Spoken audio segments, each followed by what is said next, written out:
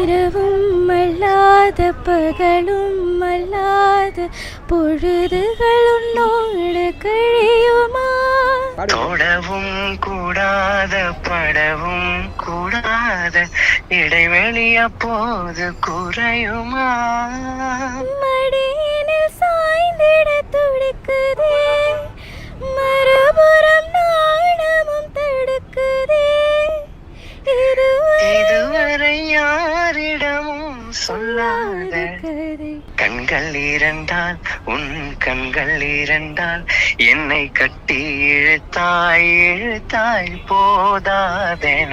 சின்ன சிரிப்பில் ஒரு கள்ளச்சிரிப்பில் என்னை தள்ளிவிட்டு மூடி மறைத்தார். பேச எண்ணி சில நாள் அருகில் வருவே.